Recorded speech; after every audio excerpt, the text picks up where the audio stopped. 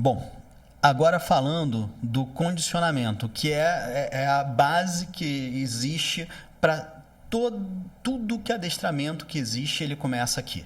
Ele começa na teoria do condicionamento. A gente tem dois tipos de condicionamento. Condicionamento clássico, que é o condicionamento proposto por Ivan Pavlov, né? E ele fala da associação entre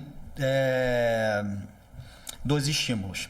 Então, por exemplo, na experiência de Pavlov, ele percebeu que quando o ser humano entrava levando um pote com petiscos, com comida, né? E aí, com o tempo, só de ver o homem, né, o cachorro começava a salivar. Então, existia um estímulo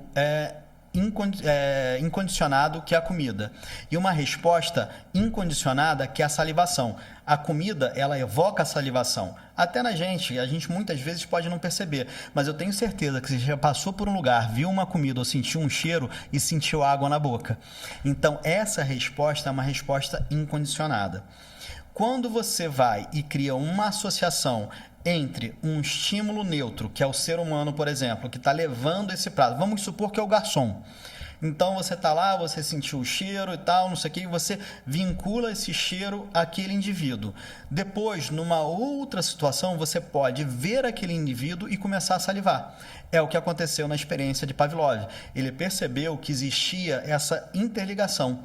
E aí ele foi e associou um sininho a essa experiência. E aí esse sininho, que num primeiro momento era um estímulo neutro, ele passou a ser evocar uma resposta condicionada, que aconteceu a associação do indivíduo do estímulo neutro, que era o sininho, a aparição da comida, e evocou uma resposta condicionada, que é a salivação. Então, por exemplo, o uso do clicker obedece essa lógica. Todo mundo que treina usando o clicker cria esse sistema onde você carrega o clicker. Você vai lá, dá um petisco, e assim que o cachorro está encostando a boca lá para pegar o petisco, você clica.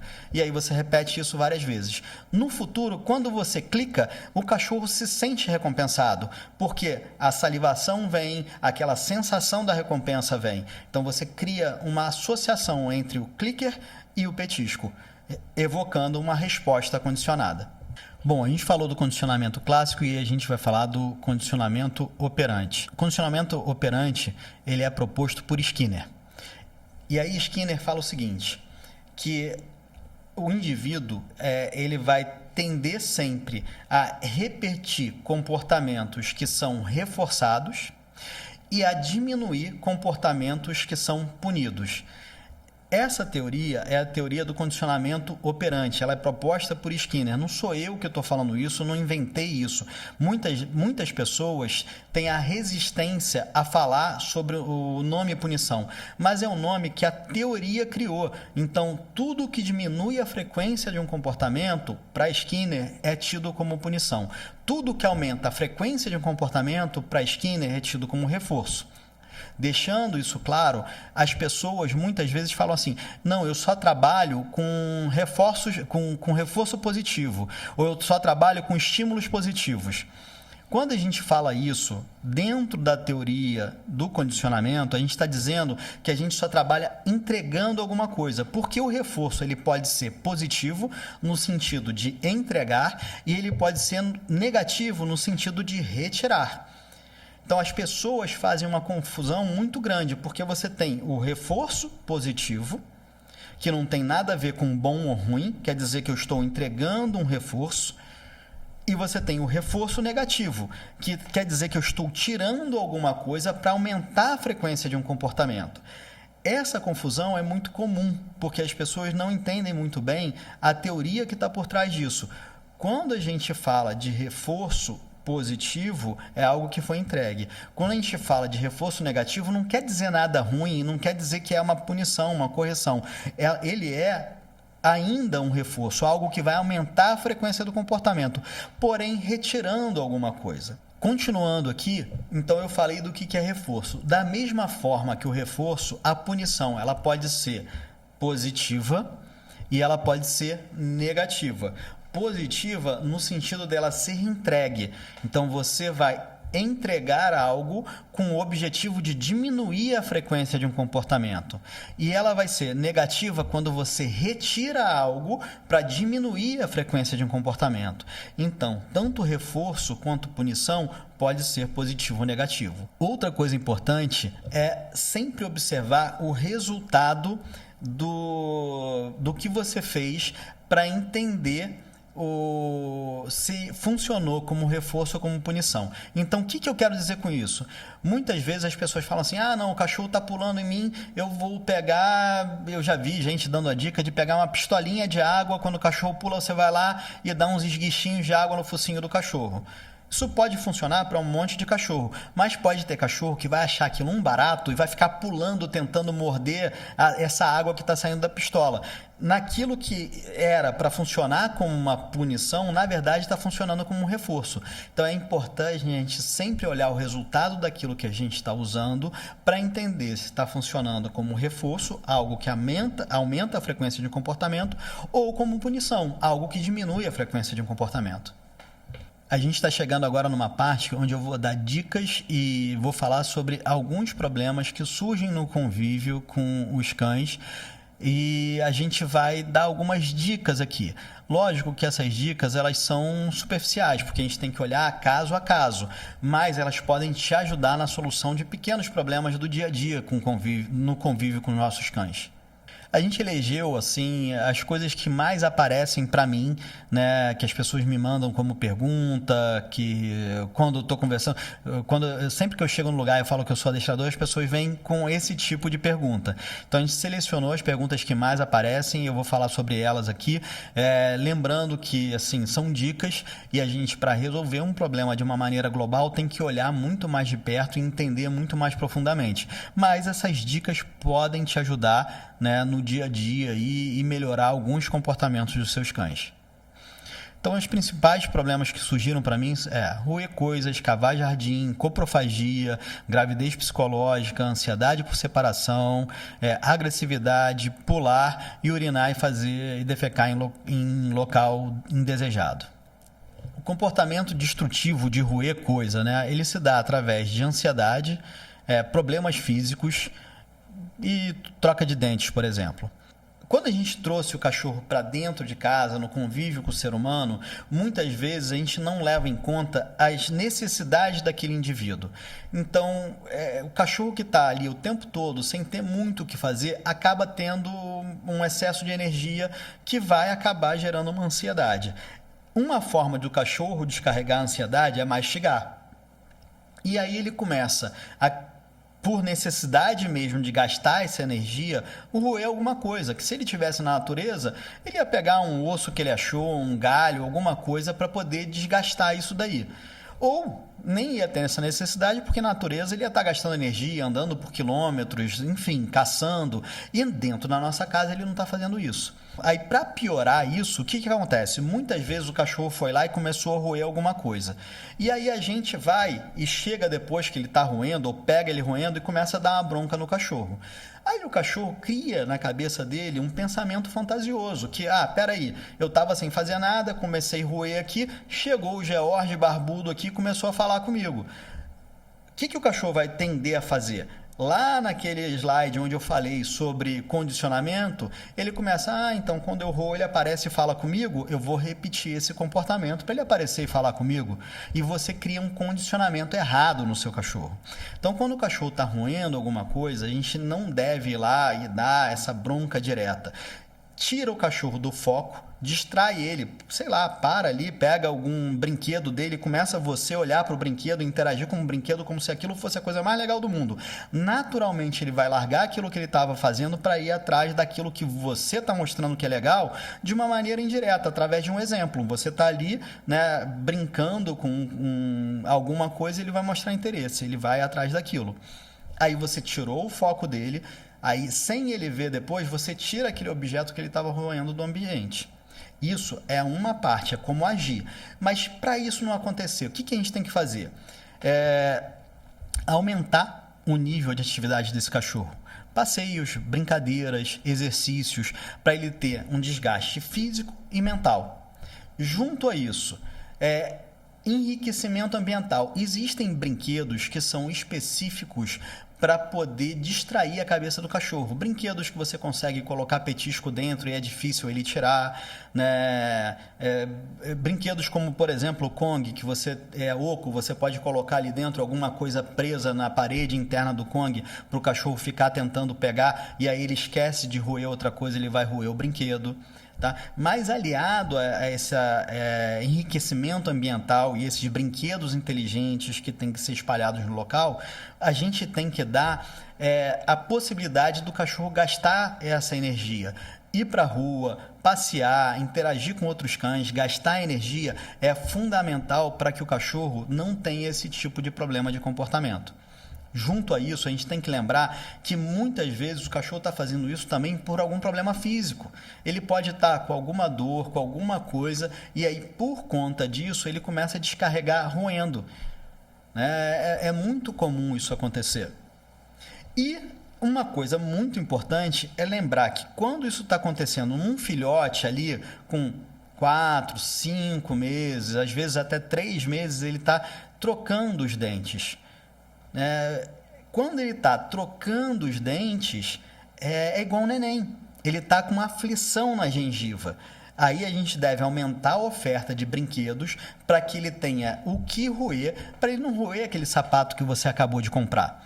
E sempre lembrando que se ele vai e tenta roer o seu sapato ao invés de roer o brinquedo dele, tira ele dessa ação sem ter uma interação direta com ele, porque ele vai criar um condicionamento. E ele fala, então tá, então toda vez que eu venho e pego uma coisa que é errada pra gente, porque pra ele não é, ele vem e me dá atenção.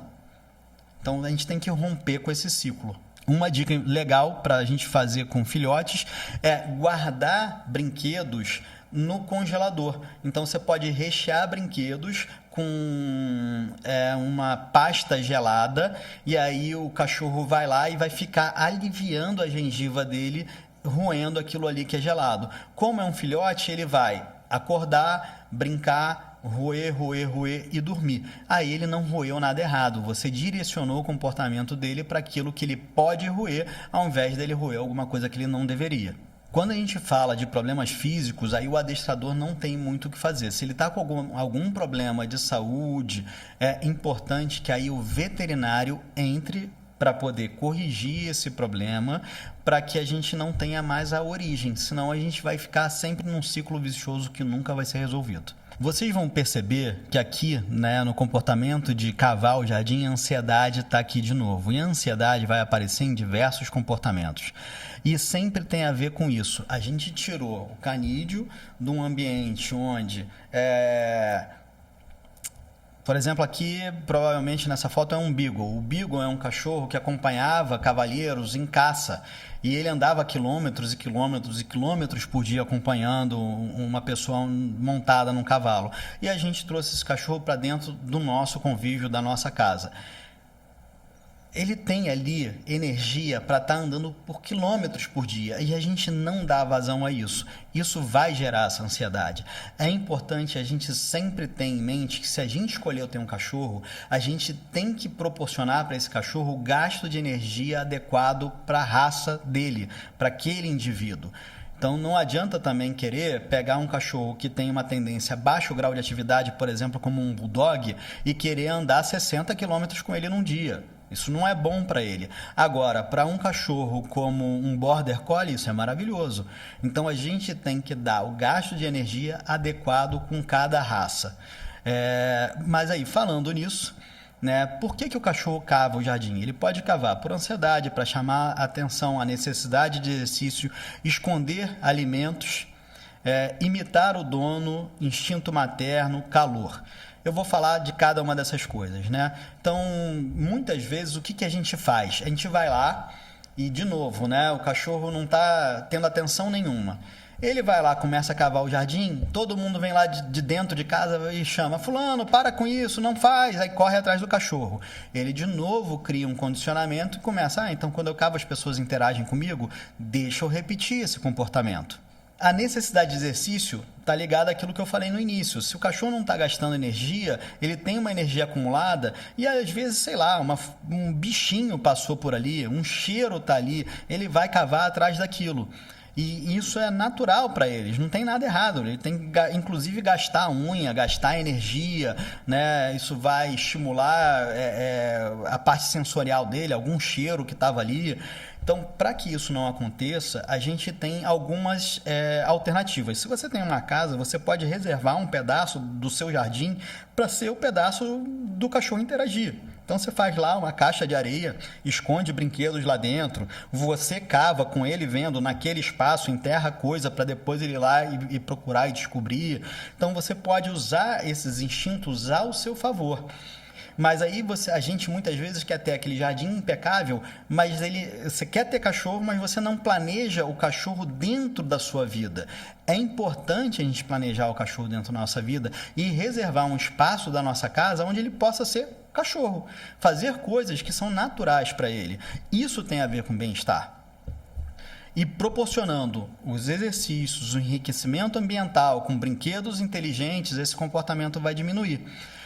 Outra coisa que acontece é muito natural se o cachorro tem excesso de alimento, excesso de brinquedo, ou você dá um monte de osso para cachorro, ele esconder, ele ir lá cavar e esconder isso. É natural para eles, isso é um comportamento natural deles. Aí, se você controlar esse excesso de coisa, pode fazer com que esse comportamento diminua também. Imitar o dono, isso daqui é uma das coisas mais interessantes. Muitas vezes a gente vai fazer um jardim, deixa o cachorro solto e fica ali interagindo com o cachorro, pega, faz o buraco, bota lá a planta, falando com o cachorro o tempo todo e ele vendo você fazendo aquilo. Depois que você vai embora, o cachorro muitas vezes vai lá e revira o jardim todo. Por quê? O seu cheiro ficou ali, você pode ter escondido alguma coisa ali e instintivamente ele vai atrás daquilo. Então, para isso não acontecer, tem algumas estratégias. Você, nunca modifique ou trabalhe no jardim plantando novas plantas com o cachorro vendo. Use luvas para fazer isso. E usa o repelente mais barato e mais natural possível, que é as próprias fezes do cachorro. Você enterra ali, onde você plantou as plantas, um pezinho de cocô de cachorro. E ele não vai catar ali, ele não vai procurar, ele não vai ali atrás do que já é uma coisa que ele conhece o cheiro e vai funcionar como um repelente para ele. Se o comportamento está muito fixado e o cachorro já tem um problema comportamental de ficar cavando absurdamente, uma coisa que a gente pode fazer é tornar o ato de cavar uma coisa que incomoda. Então, por exemplo, a gente pode encher uma bexiga de festa, e eu sei que muita gente vai me criticar nessa hora, mas tudo bem, as pessoas podem pensar de maneira diferente. Mas entre resolver um problema comportamental, né, e muitas vezes um cachorro ser abandonado ou a pessoa acabar optando por não ter mais o cachorro, é melhor a gente resolver o problema comportamental. Então você enche a bexiga, aumenta esse buraco, esconde a bexiga e joga uma camada fina de terra por cima. Quando o cachorro for cavar, a bexiga vai explodir. E aí, quando explodir, ele vai tomar um susto e vai falar, nossa, cavar explode. Se cavar explode, vai diminuir a frequência do comportamento. A não ser que o cachorro goste de explodir bexiga, que eu já vi vídeo de cachorro que gosta de explodir bexiga. Instinto materno. Fêmeas que estão para dar à luz ou com gravidez psicológica podem cavar, podem ter o comportamento de cavar para fazer uma toca.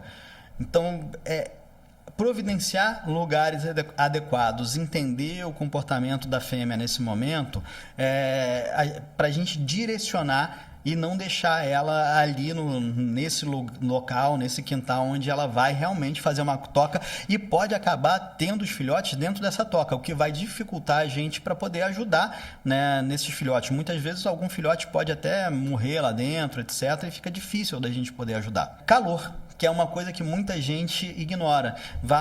Tem lá aquele quintalzão bonito e a única área de sombra que o cachorro tem, ou opção para ele ficar no lugar mais fresco, é onde estão as plantas. E quando ele tira aquela camada de terra superior, a camada inferior está mais gelada e ele cava e deita com a barriga ali. Então, para que isso não aconteça, criar uma área de sombra específica para o cachorro, adaptar a nossa casa à realidade de receber um cachorro na nossa casa.